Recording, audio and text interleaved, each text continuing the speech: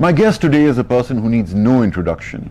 His efforts to connect every facet of government entities by virtue of Pakistan's single window and his facilitation of trade and custom within Pakistan is a testament to his leadership. It's my honor to welcome today the CEO of Pakistan Single Window, Mr. Aftab Haider. Now the first question on all our minds is, what is this PSW that we're all hearing about? Well, I can go on and on for hours on this, but in brief, Pakistan Single Window, or the PSW, is an electronic platform that we are creating to connect different actors involved in cross-border trade on a digital platform for exchange of information on real-time basis. The ultimate aim of this platform is to reduce the time and cost of doing business. The idea is to reduce and eliminate paperwork that is involved in cross-border trade, to eliminate redundant processes and procedures, and reduce human intervention as much as possible. It is a Government of Pakistan initiative. We started in 2017, but really started rolling out in 2021. Completed the phase 1 in 2022 June, which was as per our commitments under the WTO Trade Facilitation Agreement. Right now we are in the middle of phase 2, and the first phase we have connected customs with about 29 commercial banks. We have connected them with about 5 different government departments. All of their work is now online. They are processing their certificates and documents digitally. The platform offers a digital payment system as well. And the second phase now, we are going to connect with logistics, port authorities, and the shipping lines. Hence my reason for being here in this interview today. Sir, where did this journey begin? How did you go about getting all these people on the same table to begin with? How did that process start? I think that's a very good question. The single window initiatives have been adopted around the world as part of a global effort to facilitate trade, to enhance the security of the supply chain. And usually one of the biggest challenges that all single window projects face is building enough consensus amongst the different stakeholders. I mean, you would appreciate the fact that Pakistan Single Window is going to connect 77 government departments who have something to do with regulation of trade. Unprecedented. We already have 29 banks on the platform, and then we have a number of private sector service providers. So you have insurance companies, you have fumigation companies, you have pre-shipment inspection companies, transporters, clearing agents, freight forwarders, shipping lines who are going to be part of the platform. So that means you need to have a huge effort in trying to bring everyone together on a single table, pitch the idea of what the single window platform is going to do in terms of reduction in the time and cost for the traders, as well as in bringing in more transparency to the operations, and then forge a consensus under which it would move. We have been happily blessed in the way that since very early on we worked a lot on building a consensus on the single window. Which is the most difficult part, I think. Definitely the most difficult part. I mean, if you look at the fact that we started in 2017, there have been a change of 3 governments at least, and also a change of several finance ministers who lead the single window initiative in Pakistan. But the momentum for the single window has not broken down. Has not broken down No. throughout all this. We have enjoyed sustained support and commitment by the governments and by all the government agencies that form part of the single window. So I'm guessing that this only happened because you created a situation that was a win-win for everyone. Is That's that right? true. That's right. I mean, we did a lot of research before we started the project. I must also tell you that the project is being led by Pakistan Customs. And contrary to what people usually believe, Pakistan Customs has this glorious tradition of digitizing and automating. It is the first public sector agency in Pakistan to have digitized its operations to a large extent. I guess that's where it was most needed also. Yes. But despite all the fact that there was a realization that although customs are digitized, all the other actors who are connected to the supply chain, they are still working in a manual environment. So you really can't optimize the benefits of digitalization unless you digitalize the entire supply chain. Absolutely. So customs did that. Was there resistance? There is. Despite you being a government department? And despite my being a former customs officer. Really? So I've worked for about 21 years in customs, and then I switched careers to take over the position as a CEO.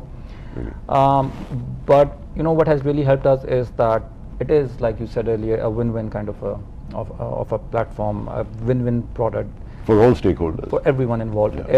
For the trader, it means reduction in time and cost. Yeah. For the government, it means more transparency, visibility of the data, access to information, evidence-based decision making. For the private sector, the platform offers a big captive market of 80,000 plus people who would need services from the private sector. So, for example, if you are a private sector service provider offering transportation services, Right. you can be part of our platform, offer your services to 80,000 traders who are importing or exporting from Pakistan, and sell your services on that platform. So, Is there some, of course, there has to be regulation from your end. well, it's a very interesting model that we are developing. Most of the government business is done under government regulations, and the way that we have designed our system makes sure that we are compliant not only with the national laws but also with international regulations. But with the private sector collaboration, it's a different thing. We understand that private sector brings in a lot of innovation. We understand that private sector is Interesting that you should credit them with the innovation. no, definitely. I mean, why not? They are light years ahead of the public sector. I am leading a public sector government agency. We are very corporate in our outlook. We are very innovative in the kind of way we in the way Approach that things, we yeah. exactly approach things. But at the same time, we have this realization that there are certain things that private sector does better than the public sector.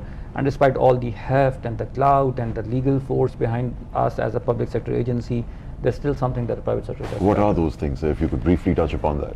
Well, you see, I mean, innovation is one thing. I mean, the speed of innovation that the private sector can bring in and really commercialize in their operations is way, way ahead than we would be able to do, because we would take time to assemble resources, we will take time to navigate through the entire bureaucracy of getting a concept approved and then implementing it.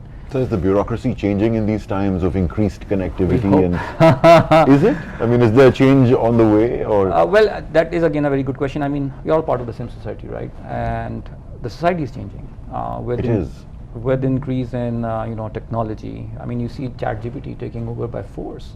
Yeah. So the bureaucracy is also changing the way it functions. We It has are to. at the end of the day a public sector initiative, a public sector company. Right. This initiative has come out from the government. So it's a testament to the fact that the government does want to change the way it works. But of course there are challenges. I mean, you are working with systems that date back to the colonial era. Right. You're working with laws that haven't been changed in the last 70 years. Absolutely. You're working in an environment where people are still using those what were the computers that we used to use, the desktop 386, 486, 286, 386. Exactly. Pentium, I mean, I literally have been to a government department where people were using that desktop, and I was like, Today, about 2 years back. really. Yeah, and it is just sad to see people to working see. in the 2020s in the same thing. So, yeah, I mean, there are the challenges over there.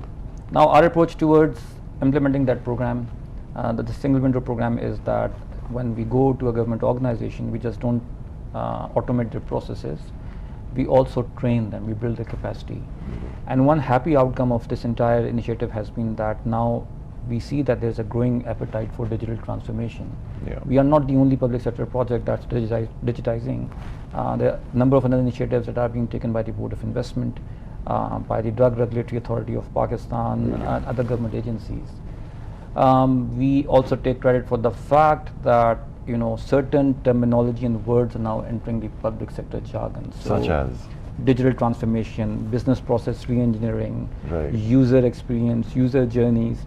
We create a system that is not from the perspective of the government. Right. We are creating a system that is from the perspective of the user. So you as a single window user should have ease of navigation. Automation should not be a curse, it should be a blessing. And it shouldn't be limited to just people who've been using it forever, but it should open up to everyone, right? That's so true. And so therefore we spend a lot of time in also looking at how we are going to design the UI UX for the platform, how user friendly it is going to be. We are also translating a lot of our online content into Urdu. Maybe. And one of the guiding principles for the entire single window team has been to look at the systems and government processes from the point of view of the ultimate user. Sir, I'm tempted to ask you, when you were going about creating this system and getting everybody on board, which I'm sure was very difficult at the start, what sort of hope or what sort of promise were you talking to them about You know, like where would this all take us? Could you give us an image of that? Yeah, that it is vision? very interesting. You take me back to 2017-18 when we really started What were you on telling this. people about this? So it was About where this can go? It is so interesting. I mean, we used to go and we used to meet people, and people used to be so skeptical. We did just not only meet government functionaries, we would also meet traders, trader associations, chambers of commerce. And I remember I was in a meeting in which one of the persons said that, you know, Aftab Saab, whatever you are doing is not going to complete in my lifetime at least, because we have been hearing these promises of reform since forever. Oh, so people have talked about this stuff of course. before. And I personally used to go and give presentations on the single window. I did it in front of 3 people. I did it in a packed hall of like 200 people also. But slowly and gradually, you know, when we started delivering and when we started involving everyone in the process, people started believing in us. And I must say it has been a team effort. I have been just one person who's been part of this. There are a couple of other unsung heroes, you know, who have been part of this whole initiative since the very beginning. Really? They were part of the government. They still are part of the government, and we just work together. And those handful of people must have become dozens of people over time? Right now, yes. Right. There is something very innovative that is going on in this space. I mean, Pakistan single window now is being recognized as a best practice example around the world. It's just not Pakistan that is developing single window. All the countries in the world have this commitment that they would be creating electronic portals for digitizing their processes. But what we claim to do is that within the next 3 years, we should be in the top 10 or 15 global best single windows, not just in the region. Because the kind of work that we are doing, the kind of components that we are building with a single window go beyond customs and trade. Is it a very flexible sort of setup? It is a flexible setup. It is quite agile. I mean, we are a public sector company, but we are very independent. All credit goes to the government of Pakistan in coming up with this governance and operating model whereby we do remain in the public sector, but we enjoy the flexibility that the private sector has. So all the team is from the private sector. Where did this privilege come from? How did you as a company or a government agency get that sort of independence? Again, I think that's a very good question. And Takes a lot of convincing, you know. That's a question that is asked from us by a lot of partner administrations around the world. Really? So one of the innovations that we have done is coming up with a special piece of law. It's called the Pakistan Single Window Act that was passed in 2021. See. So under the law, the single window is just not a company in the public sector. It has certain powers. So the law, you know, gives us the power to make all the government agencies align their laws, regulations, regulatory requirements with a single window. We have the authority to tell them that, you know, a certain process is not as per best practices, so you need to change them.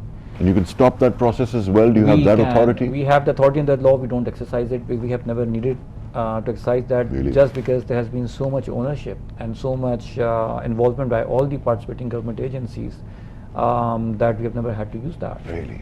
The other thing is that, you know, the other thing that we are doing quite actively is that we make sure that whichever department we are working with, they are involved in a design of the software, the design of the software. Really? So it's just not single window digitizing the Department of Plant Protection or the Pakistan Standards Quality Control Authority. It's their people doing their work. We are just facilitating them. So you took them on board while developing this system? Yes. Really? Even the law was developed with their consensus. In the company itself, I have a small component of government offices working on deputation, which is another innovation that we have done. So although the company is all private based, the IT people are all coming from the market. How does he see the role of companies like HashMove, you know, B2B logistics platforms which are coming up? How do you see these integrating into our society, into our business environment? What sort of role do you see for them? You know, I mean, I made that statement a few minutes earlier that we think that, and of course, I mean, the private sector is the leader in innovation. Right. Private sector is the most efficient in terms of allocation of resources and how they use those resources. We recognize that fact. And sort of free thinking that comes with it. And of course, without any, you know, bureaucratic inhibitions or rules and regulations that would kind of limit the creativity, I would say. So we are very cognizant of that fact. I think that there's a huge future for HashMove and other companies like them who are working in the same space. We have a shared mission and a shared vision on where we want to move. We as a platform and as a government-owned platform, we work more towards business to government interactions. And what we want to do is to provide the space and coverage for business to business transactions as well. And this is where the role of HashMove comes in. Now we understand that we want to do the B2B part, but we don't want to really create products in the B2B part because HashMove can do it so much better than us, right? But what we would be doing is that we offer partnerships to these companies like HashMove and tell them that leverage our platform, develop your product, use us to market that product, to tap into a customer base. So you almost become the backbone of their operations as well, That's in Pakistan correct. at least. Correct, and also because PSW also has a very active international dimension. I mean, customs and trade it by itself is a very international activity, right? But when you're talking about electronic platforms and digitization, we're also talking about establishing connectivity with other countries. So for example, we have already connected Pakistan single window with China single window. And right now we are working on getting information from China and similarly exchanging our information with China. What that means is that the government agencies get authentic, reliable information. Information on, let's On say? the imports, on the values, for example. So you can mitigate the risk of under-invoicing.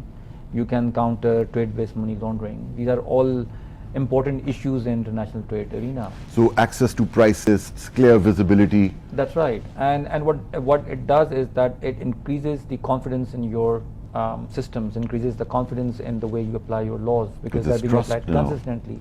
And therefore, what we believe in and what the literature also supports is that countries and firms and other people want to do business with you because they have a trust in your information. So that is what we are doing. At this point in time, we are working with 6 different countries on single window connectivity, including China, Uzbekistan, Tajikistan. How come these countries came into the fold first? China, we understand there's a lot of trade with China, but the Central Asian regions, which, you know, there's so much talk of regional connectivity nowadays, the new Silk Road.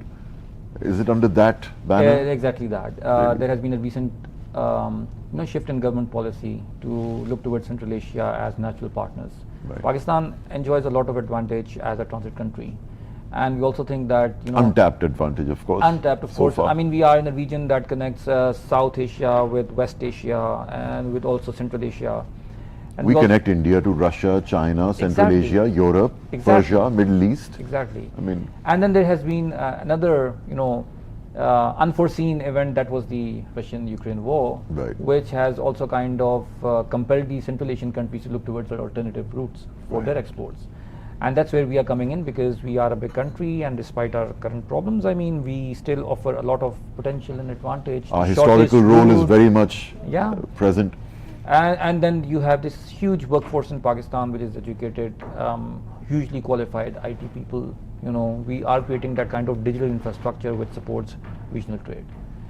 So that is the kind of offering that we have for our partners in Central Asia. But we have ambitions to go beyond that. So could you please shed some light on how the CIS and GCC countries can benefit from using Pakistan as a trade route, especially in the presence of logistics connectivity with PSW working on it? So I think, these are 2 very important markets. We have a lot of trade with GCC, especially with the UAE. A lot of our trade comes from UAE, and what we are offering is, again, through PSW, we are hoping that we would be able to connect with their customs or single window systems. So we have real-time exchange of data, and again, it just increases the overall trust and confidence in the systems that we are building. The system that we are building should enable our partners in the GCC or CIS countries to go online, find a potential partner in Pakistan to import from or export to, right? To negotiate and conclude an agreement. So there's a directory, I'm sure. Online. Yes, there is a directory of importers and exporters. They're already there in different government websites. What we are doing is that bringing them all together. So you don't have to browse to different websites. You just go to the PSW portal and you find relevant. So just a few years ago, when somebody had to find any professional in Pakistan. I mean, that Google search was was tricky business, you know, just a few years ago. Yeah. So you're saying that has changed. If I'm an entrepreneur based in Singapore, can I easily find out who the best voiceover artist in Pakistan is, who might be able to help me with, clearing of my shipment? Yes, I mean definitely there is a huge potential for further growth. If you want to find a voiceover artist, of course there's somebody who needs to collect that information, digitize that information and put it out there, right? Is that information there today? In some cases it is, and in some cases it isn't. And this has been our contribution since we deal with cross-border trade and merchandise trade. Basically what we have done is that we have put in a huge level of effort in collecting information, for example, on government regulations. So our partners in the GCC or CIS, for example, if they want to export,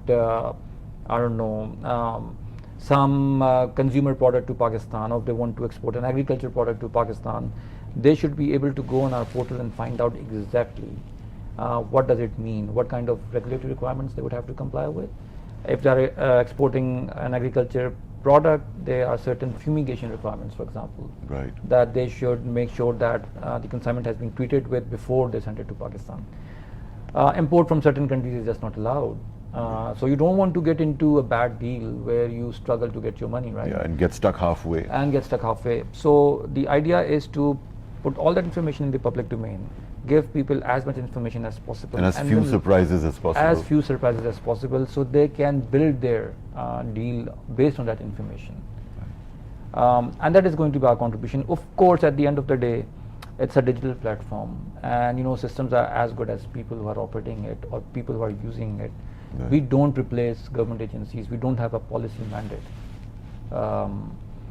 So at the end of the day, even if there's a digital platform and there's some government agency which is still, placing some restriction, it may be a policy matter.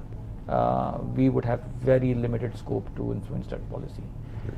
But what is happening is that since there's information available, we also count the times of how much minutes or hours a government officer is taking to process a certain document. Oh, really? We share that with the decision makers, and then they can really work hard to make that process more efficient, reduce the processing times. If need be, take action against the official who is taking unnecessary. Oh, really? That sort of accountability? The system has that. Wow, that's unheard of, sir. Well, we are consulting best practices, we are adopting best practices, and It's a change of culture, really. it is a total cultural change. I mean, people have to come and visit our offices to see that we are a public sector agency. We don't work like a public sector agency. Wonderful to hear that. And honestly, your eloquence in describing all of that with just the right words is equally enjoyable. It's been a pleasure speaking to you about this. Is there any sort of image you want to give us of Pakistan's economic future if whatever you're trying to do works out to its full potential? Yes, thank you. I think it's a very loaded question. I don't really feel qualified to comment on how the economy is going to turn around. Everyone knows Right. that we are going through a difficult phase, but we are very optimistic based on the insights that we have that the economy will turn around. It might be a few months which are difficult, but at the end of the day, it's a country with huge potential. Right. I mean, just look at the strengths that we have. And our contribution is just making people's lives easier in a particular sector which has a huge contribution towards Pakistan's GDP. We are a country that is blessed with a certain geographical advantage. If you facilitate transit, you attract more business. HashMove, HashMove is also doing is also working on improving connectivity for the rail traffic through Pakistan, and that is also where we come in, because we are a government platform. So if we and the private sector companies like HashMove work together, we can help them navigate the regulatory and bureaucratic hurdles better than if they would try to do it on their own, right?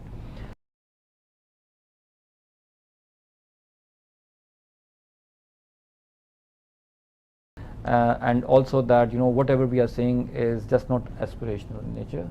It's work that is actually going on. It's work that is being implemented, and we only see that good things are going to come out as we continue our journey forward.